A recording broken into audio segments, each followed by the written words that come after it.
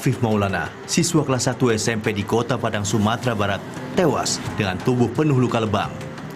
Jasad yang pertama kali ditemukan oleh warga di bawah jembatan Sungai Batang Kuranji. Menurut informasi yang beredar, korban tewas usai dianiaya oleh anggota polisi yang tengah melakukan patroli. Selain ditemukan luka pada bagian lengan, korban juga alami patah tulang di bagian rusuk. Sementara itu, usai melakukan olah TKP dan melakukan penyelidikan, pihak kepolisian membantah jika anggotanya merupakan pelaku penganiayaan yang menyebabkan korban meninggal dunia. Sebanyak 30 personel polisi dan 5 saksi turut diperiksa terkait kasus ini. Kita masih terus melakukan penyelidikan, ya. Kita meminta keterangan dari saksi-saksi, terus kemudian juga kita masih menggali informasi-informasi dari yang lainnya. Karena kita masih baru mendapatkan sumber keterangan dari salah satu sumber informasi atas nama Adit PU yang merupakan temannya pada saat berboncengan, itu ada ajakan kepada yang bersangkutan saat diamankan itu untuk melompat. Sedangkan posisi jembatan itu dengan kondisi di bawah itu cukup dalam sekali, kurang lebih ada 25 meter. Itu kita sudah lakukan kegiatan olah TKP tahap pertama maupun tahap 2. Meski begitu, pihak keluarga korban beserta kuasa hukum meminta polisi agar independen, transparan, dan profesional dalam menangani kasus ini. Delvin Eski, Padang, Sumatera Barat.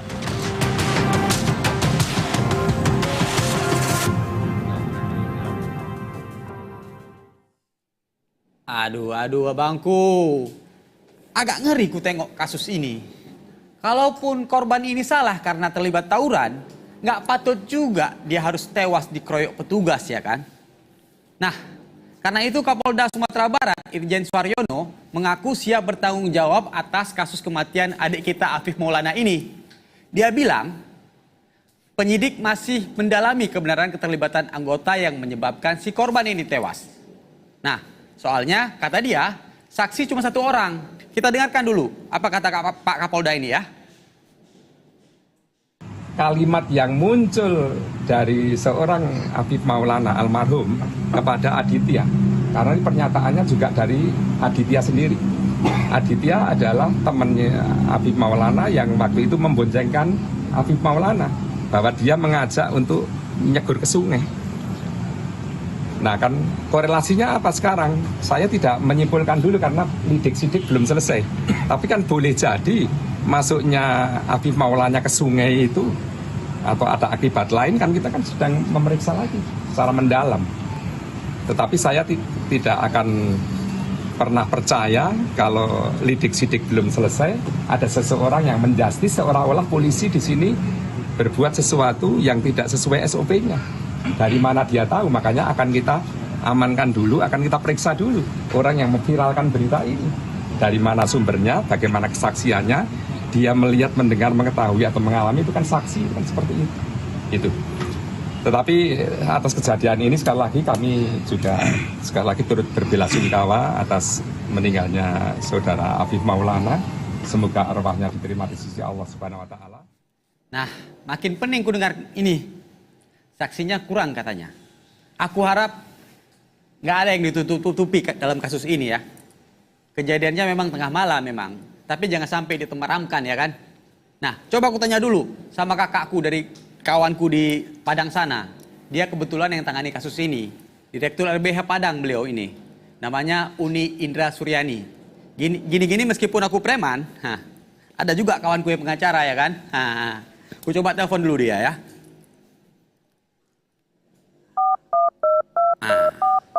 Semoga beliau nggak sibuk. Aku telepon dulu. Mudah-mudahan diangkat.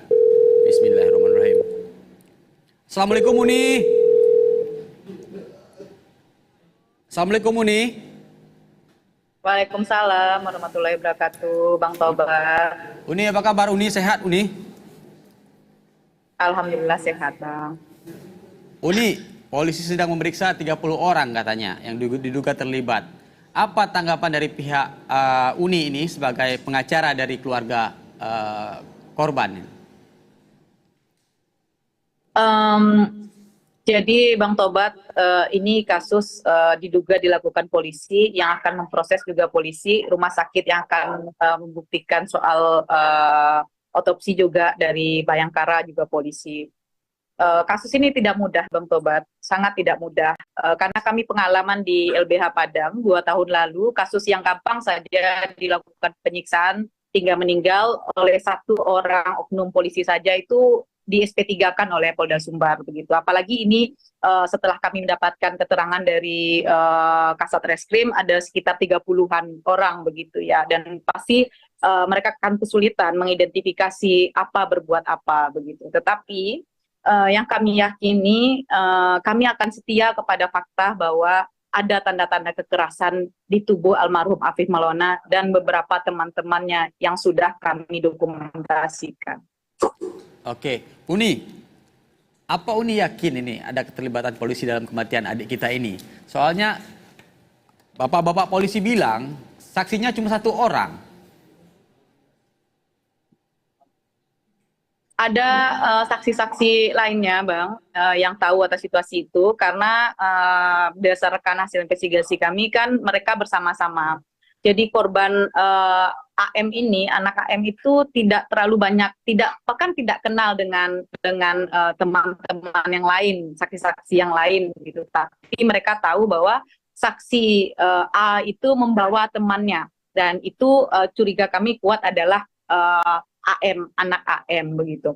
Nah, jadi ada beberapa keterangan-keterangan yang kami dapatkan, misalnya ada yang pingsan, dipukul, diduga disiksa polisi, lalu kemudian diminta untuk menutup mata, dan kemudian mereka juga menunjukkan bekas-bekas penyiksaan yang mereka hadapi, ada yang luka, ada yang seperti lecutan rotan, ada yang juga waktu itu menceritakan kepalanya benjol dan sebagainya, dan ada luka semacam lecutan di kepala, dan kemudian ada bekas sulutan rokok juga, dan bagaimana mungkin kami tidak yakin Afif Malona dan kawan-kawan itu diduga disiksa malam itu begitu.